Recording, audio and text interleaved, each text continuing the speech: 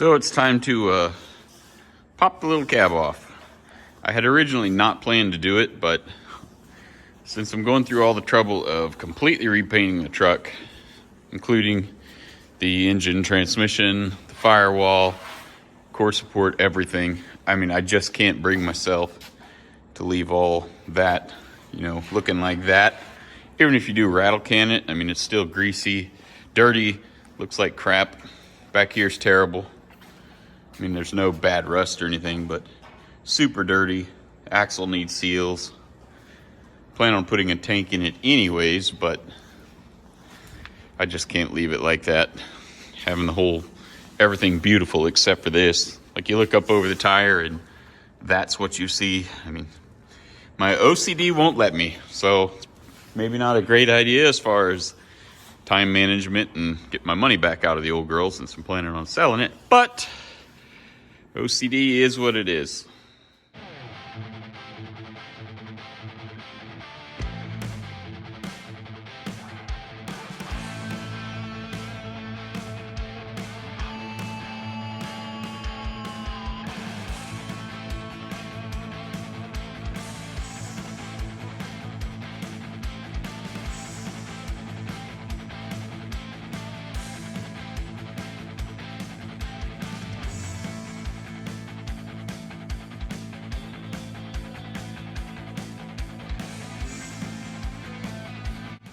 Well, that was fun.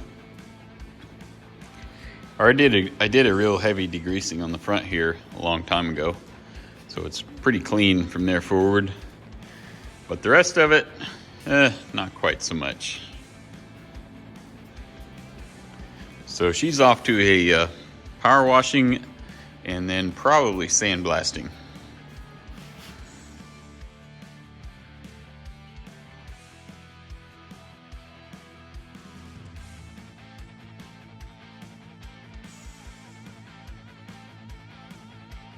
Well, after months of pretty much not touching it, after I got it sandblasted, probably 5 months ago, I finally got the thing in the paint booth and gonna get it ready to paint the chassis.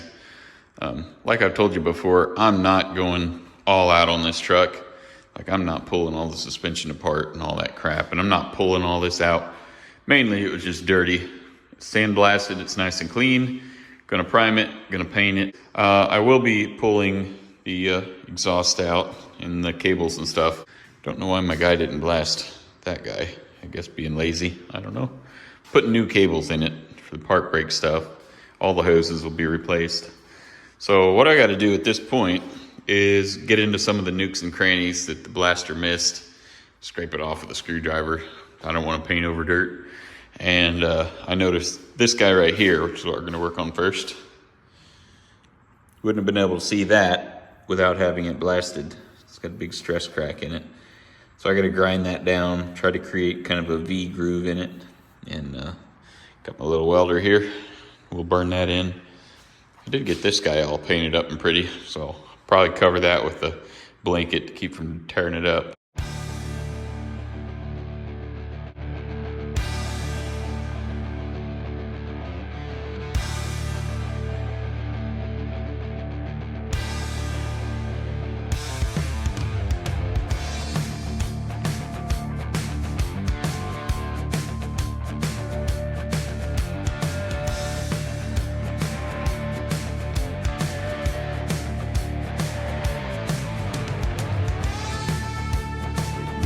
Weld penetration on the crack, you got to pretty much go all the way down to the bottom of the crack. So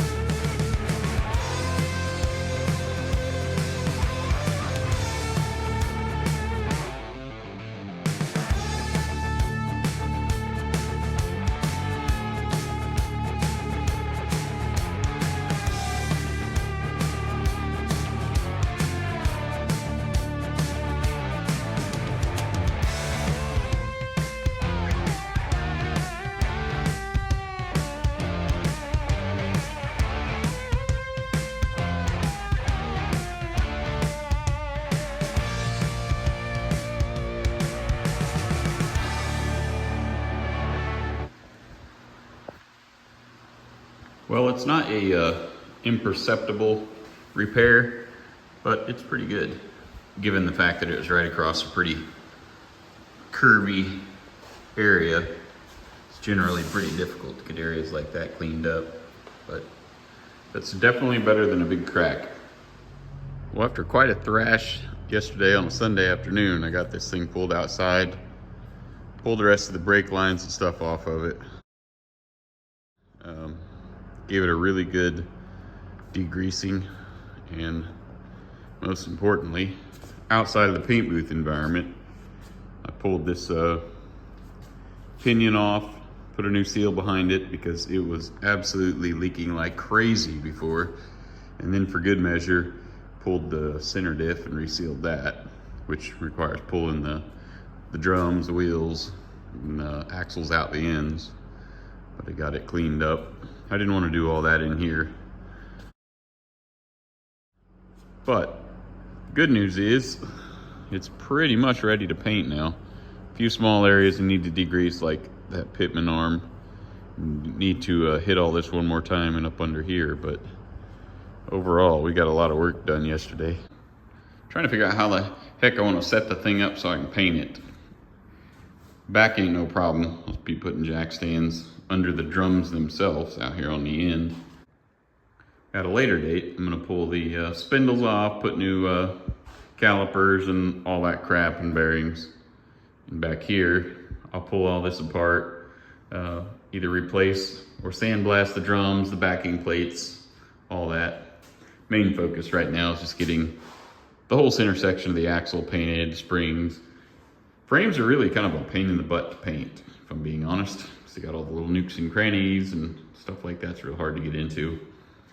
Up here in the front, I got the springs unbolted. So I got to get the thing up high enough where those arms, the I-beams, will kind of drop down so I can get the tops of the I-beams and get up into those recesses. So I don't have any jack stands tall enough to get under these guys here.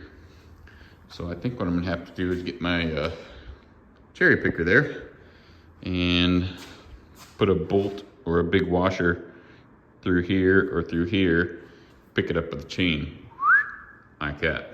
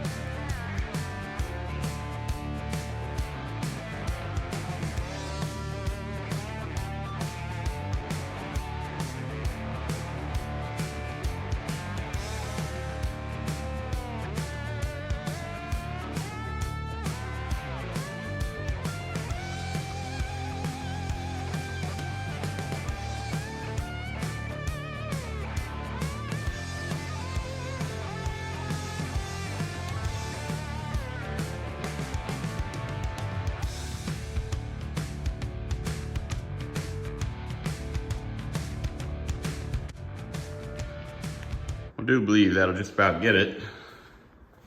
See what I mean about these control arms. You gotta drop far enough where they can un-X and I can get up there and paint them. Same for the springs, spring pockets, all that crap. This should work fine. I was gonna take the wheels off, but I don't believe I will, just in case chain breaks or cylinder blows out. I'll just leave them on there. Alrighty then. So the first coat is going to be what I'm going to call a tack coat. Secondary focus is to try to get into all the nooks and crannies, like in between the springs, up into these pockets and recesses all over this thing. The frames are hard.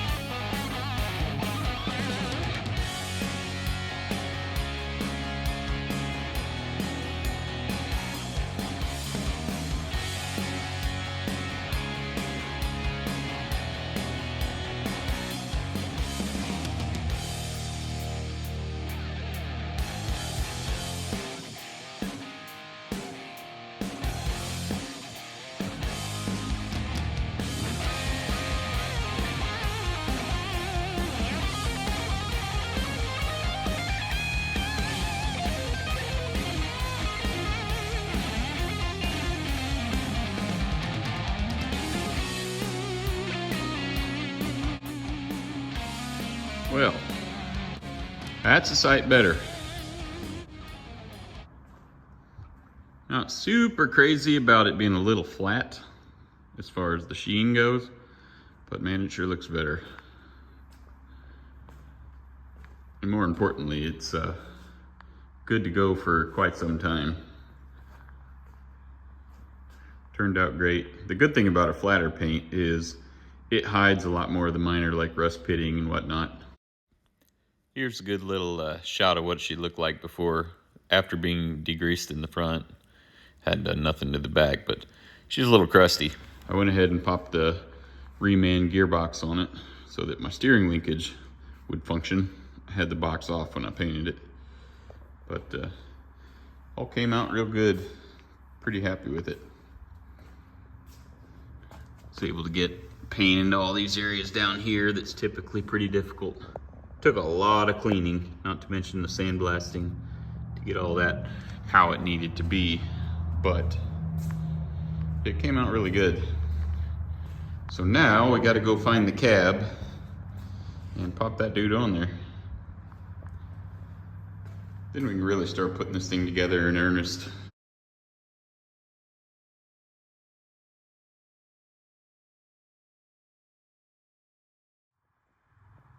Well, a fella found the cab over in the corner where it's been sitting for a ridiculous long amount of time, collecting, well, dirt. It's time to put it on that. It's gonna be a great reunification. I've got me some Energy suspension black polyurethane mounts. First I need to unwrap this thing. Had it masked off to paint the inside and the bottom, which you all haven't seen yet, but not anything special. It was just degreased, cleaned real well, painted, and an undercoating material put on it. Oh, and seam sealed.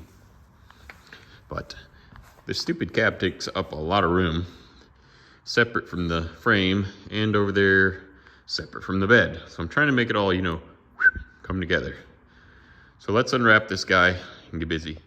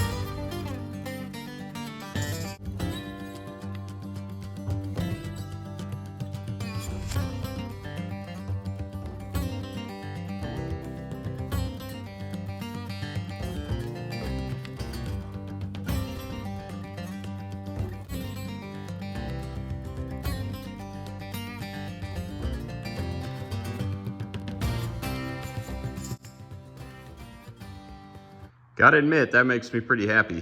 I can't remember how close that I have this cab to being ready to paint. So I recall it's pretty close. I'll find out soon enough. This is probably a good place to call it for this episode. Probably had enough of watching me piddle with stuff. Looks great. It looks so much better than it did. I think it's real close to being ready for paint. It's dusty in here, but in an earlier episode, I painted the interior. I've already got the dash painted as well. If you go back and watch that video, I think she's pretty close. Got a lot of dust on it.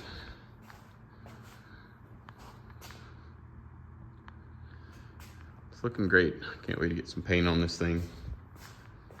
But just reuniting these two guys, big win for me, because this thing has been apart for a long time. Ridiculously long time, actually. See if I get you a better shot of the floor. Oh, man. Sorry about the glare. Look pretty good under there. There ain't a speck of rust on this truck. If you go back to the introduction video on this thing, you'll see I did the floor pans there, both sides. Did the roof skin, the whole entire top cap, and this joint here, all the way around the front. Well, thank you for hanging out with me and watching this video. Hope you got a little bit of a kick out of it. It's a lot of work condensed into a very, very, very small video. This video probably consumed actual hours of work, probably 30 hours, something like that, 35 hours. Only took you 15 minutes to watch it, but she's beautiful.